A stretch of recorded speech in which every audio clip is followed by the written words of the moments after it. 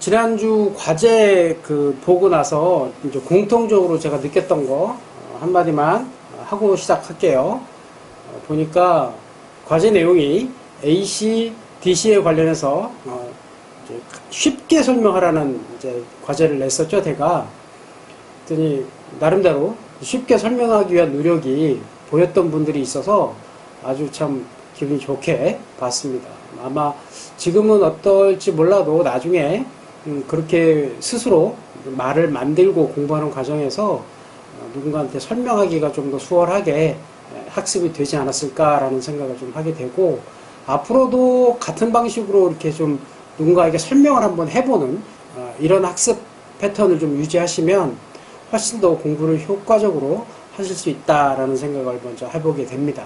제가 경험을 많이 하고 있고, 지금도 제가 뭐 청년들한테 여러 가지 이제 난도 높은 이야기를 하면서 단순하게 그냥 제가 학습한 걸로 끝나는 게 아니라 가르치고 뭐 정리하는 과정에서 스스로 느끼고 깨닫고 이런 것들이 좀 커서 아주 추천하는 공부 방식이에요. 그래서 누군가를 한번 가르쳐보는, 언젠가는 뭐 교사라는 직업을 갖지 않는다 하더라도 누군가를 가르칠 수 있는 위치에 올라가게 됩니다.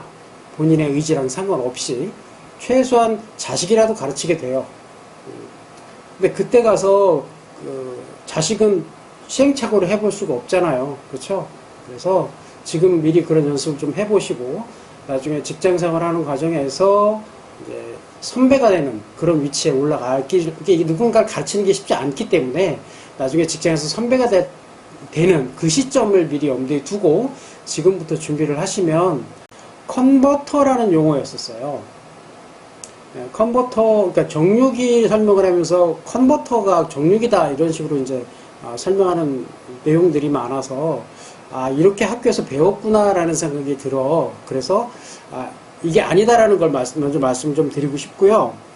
컨버터라는 용어는 변환기라는 뜻이지 정육이라는 뜻은 아니에요.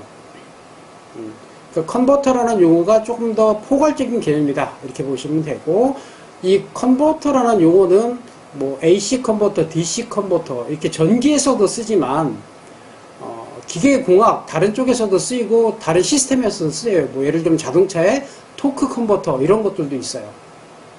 뭔가 특정한 동력이나 힘, 에너지를 다른 방식으로 전달하는 중간 매개체, 이런 것들을 다 컨버터라고 불러요. 근데 지금 여러분들이 아마 전기나 전자 이런 거 공부하면서 용어로 사람들이 이제 컨버터라는 용어를 자꾸 그냥 막 쓰기 시작을 했는데, 최근에 이게 이제 전기 자동차가 나오면서 이 컨버터라는 용어가 많이 쓰였어요.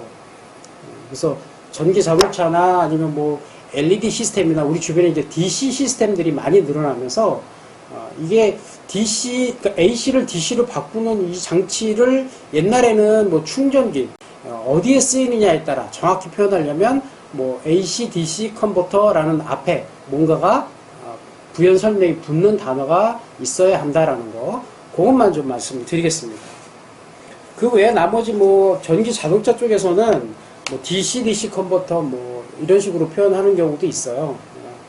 근데 뭐 쉽게 표현하려고 그렇게 쓰는데 정식 명칭은 아까 얘기했듯이 그러니까 오늘 할 거긴 할 건데 트랜스포머와 렉티파이어, 이거를 구체적인 명칭을 불러준 게 맞고, 항공기에서는 컨버터라는 용어를 잘 안 쓰고 그런 용어를 쓰질 않아요. 아예 정확하게 트랜스포머인지 렉티파이어인지 아니면 이 두 개가 합쳐져 있는지 이것들을 정확하게 표현을 해준다. 그것만 말씀을 드리겠습니다.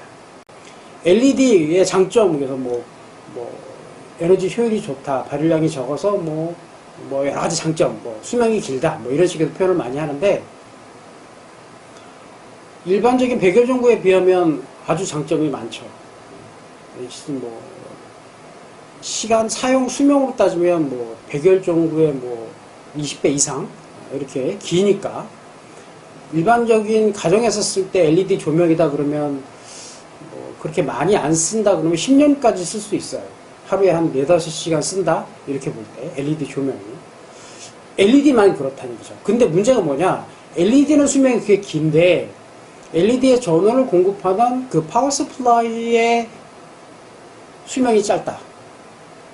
그 파워 서플라이 안에 들어가 있는 것들 중에 요 캐패시터의 수명이 짧기 때문에 보통 3년이면 멀쩡한 LED까지 다 교체를 해야 되는 이런 상황이 자주 벌어집니다. 그래서 조금만 더 공부를 해보시면 그 파워 서플라이만 교체해서 LED를 계속 쓸 수가 있어요.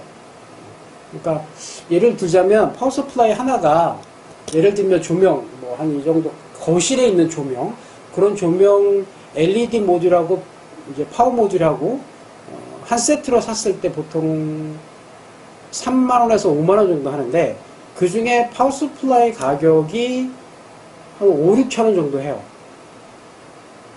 근데 그러면 5, 6천원짜리 하나 사서 그것만 교체하면 10년, 20년 쓸 수 있고 20년까지는 안 돼도 10년 이상은 쓸 수 있는데 그걸 교체할 줄 모르면 통째로 또 3만원에서 5만원 들여서 통째로 교체를 해야 하는 상황이 요즘 자주 벌어지고 있습니다. 그 핵심 원인은 이 캐패시터의 수명 때문이다. 그렇게 이해하시면 돼요. 그래서 그런 것들 저 개인 블로그가 있어요.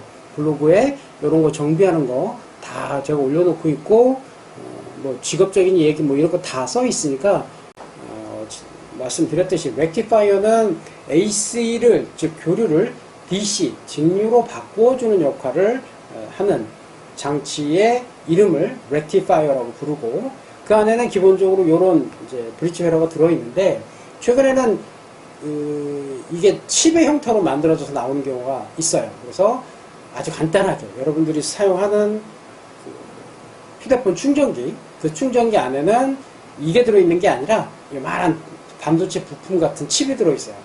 그 칩이 이 역할을 합니다. 그래서 근데 일반적으로 여러분들이 이제 사서 쓰는 아까 제가 말씀드렸던 이 LED 조명 이 조명에 들어가는 컨버터라고 부르는 그 파워 서플라이 안에 뜯어보면 이게 실제로 들었어요. LED 그 파워 서플라이 뜯어보면 다이오드 4개가 실제로 들어서 정류를 하는 모습이 확인이 됩니다.